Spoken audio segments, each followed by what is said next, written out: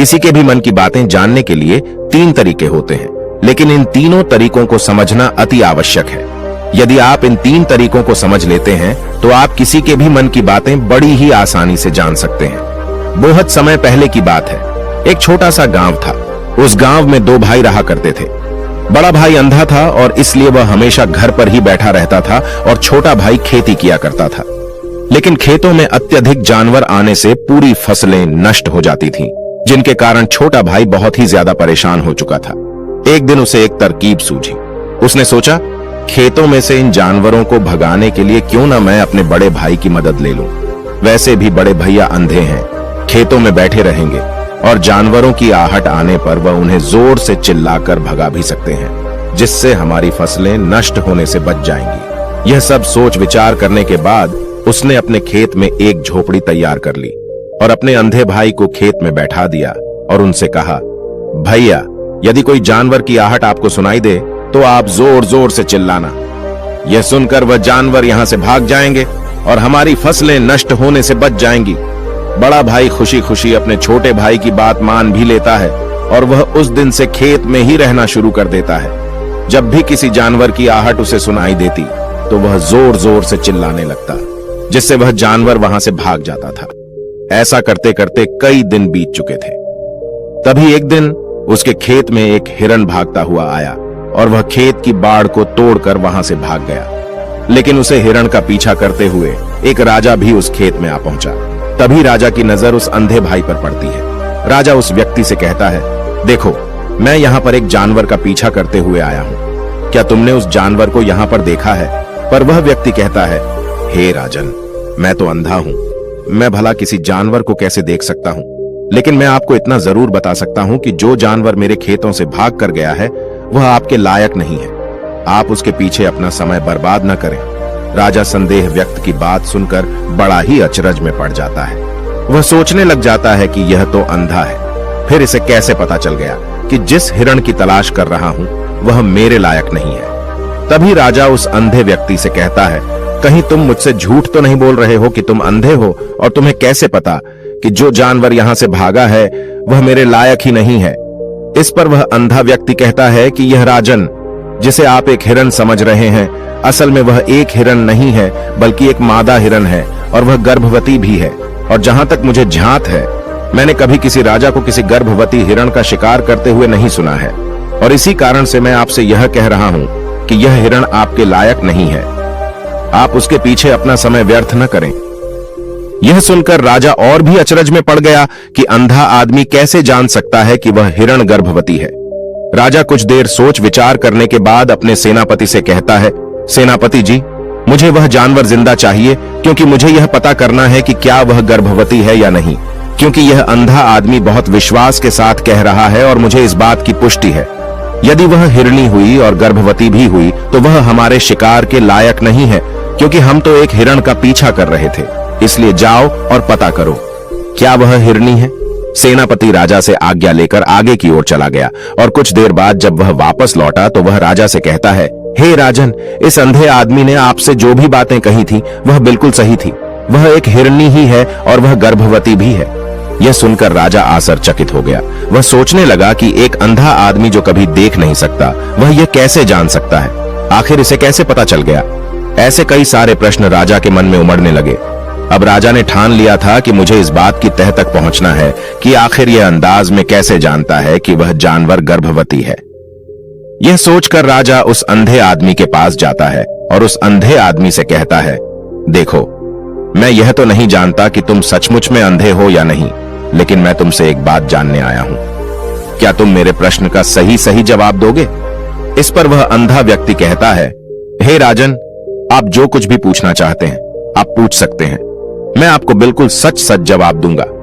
इस पर राजा कहता है, देखो, एक तो तुम कहते हो कि तुम अंधे हो और दूसरी तरफ तुमने यह बता दिया कि जिस जानवर का पीछा कर रहा हूं वह एक हिरणी है और वह गर्भवती भी है। तुम्हें कैसे पता चल गया? तुम्हारे खेत में तो और भी जानवर आते होंगे, और भी तो जानवर यहां से गुजरते होंगे, फिर तुमने यह कैसे अंदाजा लगाया? तभी वह अंधा व्यक्ति राजा से कहता है, हे राजन, आप जिसका पीछा कर रहे थे वह जब मेरे खेत में आई तो उसकी रफ्तार और उसके भागने की आहट से मुझे यह एहसास हो चुका था कि वह एक हिरणी है और मेरे खेत की जो बाड़ है, जो जानवरों को रोकने के लिए खेत के चारों तरफ बनी है, वह बहुत छोटी है। उसकी ऊंचाई ज्यादा नहीं है, लेकिन वह जानवर इस बात को तोड़कर भागे। और यदि वह इस बात को छलांग लगाकर पार करने का प्रयास करती तो इससे उसके बच्चे को खतरा हो जाता। और इसी बात से मैंने यह पता लगा लिया कि वह गर्भवती है। इस पर राजा के मन में एक और प्रश्न उठा। राजा ने कहा कि तुम्हें कैसे पता चल गया कि वह एक हिरणी ही है, और भी 2 जानवर यहां से आते जाते होंगे। इस पर वह अंधा व्यक्ति कहता है, राजन, मैं पूरा दिन सुबह शाम यहीं पर बैठा रहता हूं और मेरे सुनने की शक्ति बहुत तेज है। मैं भांप सकता हूं कि कौन सा जानवर मेरे खेत में आया है और उसी के आधार पर मैं जोर जोर से चिल्लाता हूं ताकि वह मेरे खेत से भाग जाए और मेरे खेत की फसलें नष्ट होने से बच जाएं। राजा उस अंधे आदमी का यह जवाब सुनकर पूरी तरह से संतुष्ट हो चुका था। वह मन ही मन सोच रहा था कि आदमी भले ही अंधा है, लेकिन यह तो बड़ा ज्ञानी मालूम पड़ता है। इस आदमी से कुछ न कुछ तो काम निकलवाना ही चाहिए। यह विचार लिए राजा वहां से वापस अपने महल की ओर लौट जाता है। कुछ दिनों के बाद राजा अपने सेनापति को आदेश देता है कि जाओ और उस अंधे व्यक्ति को महल लेकर आओ। सेनापति अपने राजा की आज्ञा का पालन करता है। वह तुरंत ही उस अंधे आदमी के पास पहुंचता है और उस अंधे आदमी को राजमहल चलने के लिए कहता है। अंधा व्यक्ति बड़ा ही चालाक था। वह समझ चुका था कि राजा जरूर मुझे कुछ न कुछ काम सौंपने वाले हैं और वह काम मुझे मुसीबत में डाल सकता है, लेकिन फिर भी वह सेनापति की बात मान ली और सेनापति के साथ राजमहल पहुंच गया। राजमहल पहुंचते ही राजा उस अंधे व्यक्ति से कहता है, आप तो बड़े ज्ञानी हैं, आपको किसी भी बात का पता बड़ी आसानी से चल जाता है। आज मैंने आपको यहां इसलिए बुलाया है क्योंकि मैं आपसे यह जानना चाहता हूं कि मेरी पत्नी पतिव्रता है या नहीं। इस पर वह अंधा व्यक्ति कहता है, हे राजन, यह कैसा प्रश्न हुआ। इस पर राजा कहता है, मैंने बिल्कुल उचित प्रश्न किया है, मुझे इस प्रश्न का उत्तर दीजिए। इस पर वह अंधा व्यक्ति कहता है, हे राजन, ये सारी बातें जाने दीजिए। आपकी शादी को इतने साल बीत चुके हैं और अब आप यह बात क्यों जानना चाहते हैं? आपके मन में ऐसे प्रश्न क्यों उठ रहे हैं? इस पर राजा जिद करते हुए कहता है, आपको मुझे इस प्रश्न का उत्तर जरूर देना होगा। यदि आप मुझे इस प्रश्न का उत्तर नहीं देंगे तो मैं आपको मृत्यु दंड दे दूंगा। राजा के मुंह से यह बात सुनकर वह अंधा व्यक्ति कहता है राजन, यदि आप इस प्रश्न का उत्तर जानना चाहते हैं तो इसके लिए आपको मेरा एक काम करना होगा। राजा कहता है, बोलो मुझे क्या काम करना होगा। इस पर वह कहता है, इसके लिए आपको अपनी पत्नी को मेरे साथ कमरे में अकेले छोड़ना होगा। उस अंधे व्यक्ति की यह बात सुनकर राजा पहले तो क्रोधित हो जाता है, लेकिन फिर कुछ सोच विचार करने के बाद वह उस अंधे व्यक्ति की बात मान लेता है और अपने सेनापति को आदेश देता है, सेनापति जी, इस व्यक्ति को और मेरी पत्नी को एक कमरे में कुछ देर के लिए अकेला छोड़ दें। सेनापति बिल्कुल वैसा ही करता है। अब राजा की पत्नी और वह आदमी एक कमरे में बंद हो चुके थे। तभी आदमी राजा की पत्नी से कहता है, रानी, मैं आपको छूना चाहता हूं। इस बात पर रानी अत्यधिक क्रोधित हो जाती है और उस अंधे व्यक्ति को पकड़ पकड़कर पीटने लगती है, कभी हाथों से तो कभी लातों से तो कभी पटक पटक कर। इस तरह उसने अंधे आदमी की बहुत पिटाई की। उसके बाद किसी तरह से वह अंधा आदमी अपनी जान बचाकर वहां से भाग निकलता है और राजा के पास पहुंचता है और राजा से कहता है, हे राजन, आपकी पत्नी पतिव्रता नहीं है। यह बात सुनकर राजा अत्यधिक क्रोधित हो उठता है और राजा अपनी तलवार म्यान से निकालकर सीधा अपनी पत्नी की ओर जाता है।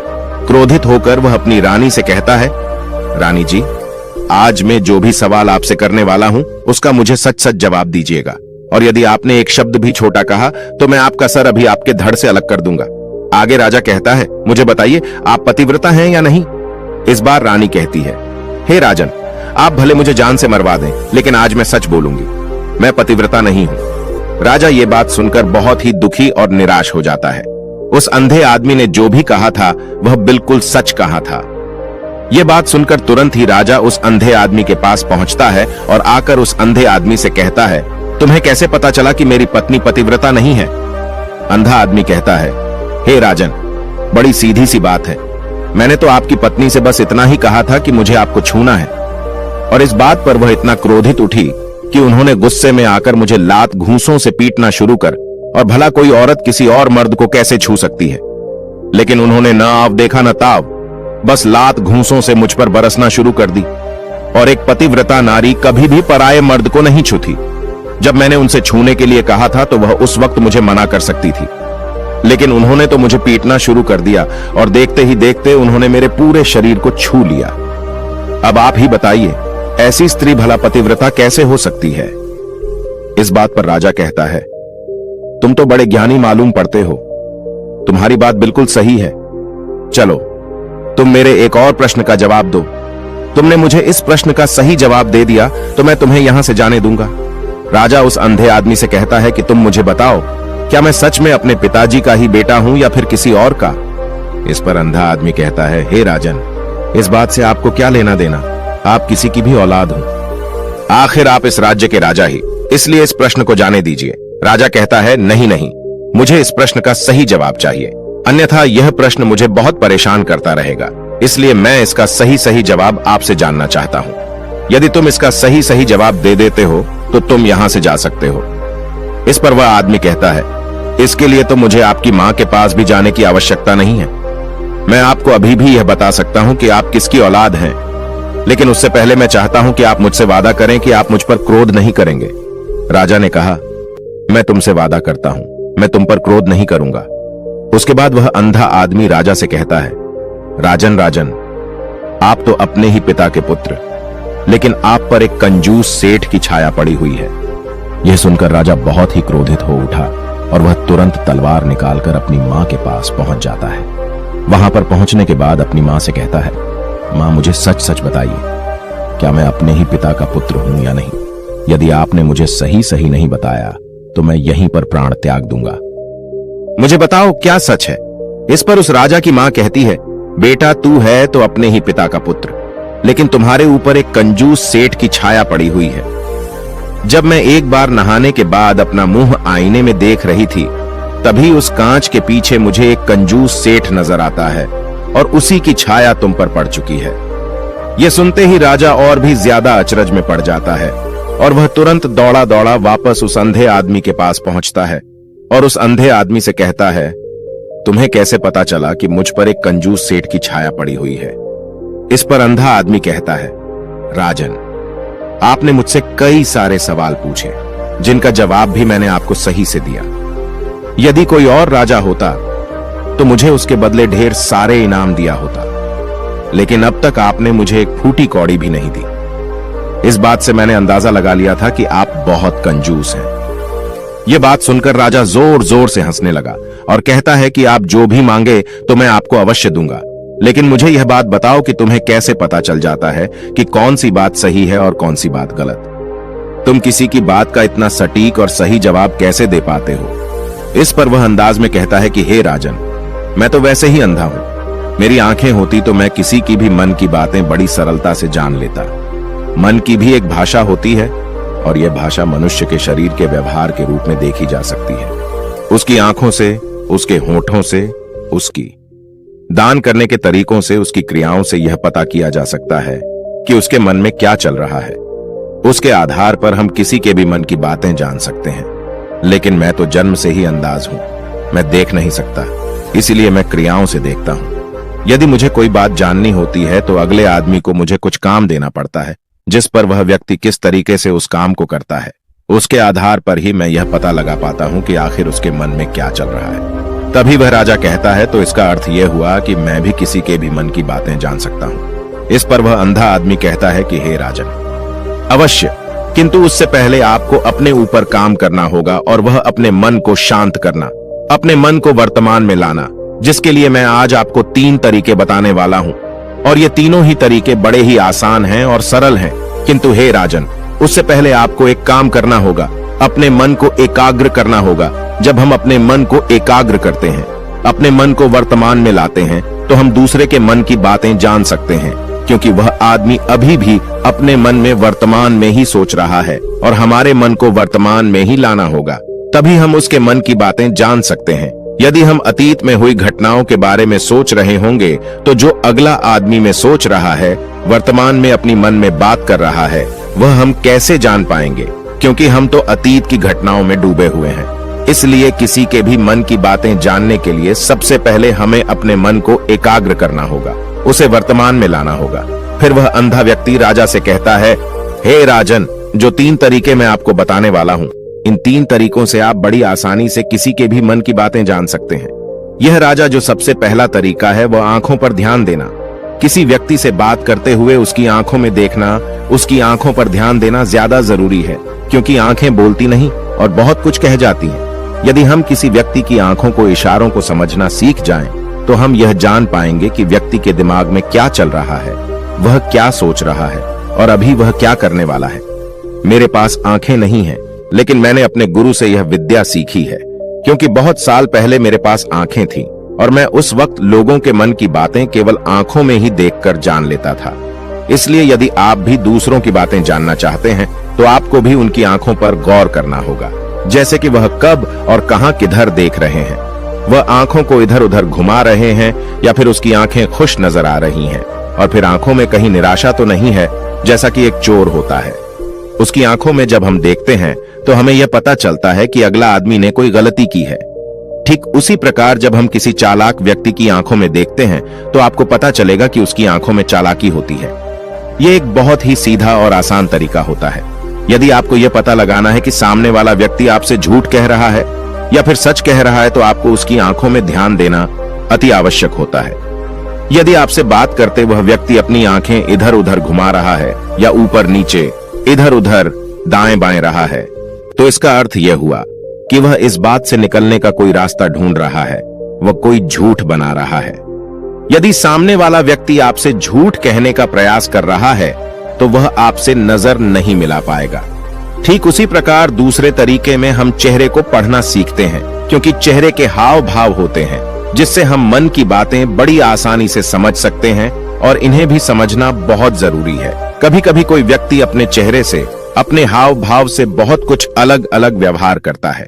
यदि आप किसी व्यक्ति के चेहरे में गौर करेंगे तो आप आसानी से समझ पाएंगे कि व्यक्ति निराश है या बहुत उदास है, या फिर वह बहुत खुश है, या फिर उसे कोई बड़ा दुख है तो अपने अंदर क्या महसूस कर रहा है। ये सारी बातें हम उसके चेहरे के हाव भाव से पता कर सकती हैं। फिर चाहे इंसान जुबान से कुछ बोले या फिर न बोले, लेकिन आप उसके चेहरे से सब कुछ पता कर सकते हैं।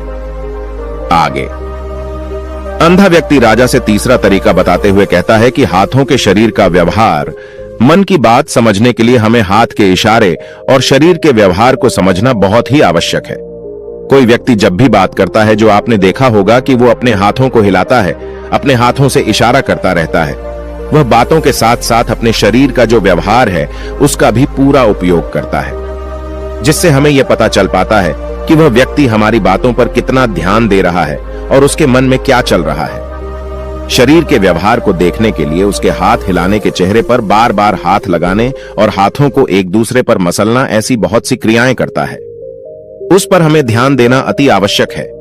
मन की बात को समझने के लिए हमें शरीर के विज्ञान को भी समझना पड़ता है। यदि हम इन 3 तरीकों को अच्छी तरह से समझ लेते हैं तो हम बहुत जल्दी किसी भी व्यक्ति के मन की बातें बड़ी सरलता और सहजता से जान सकते हैं।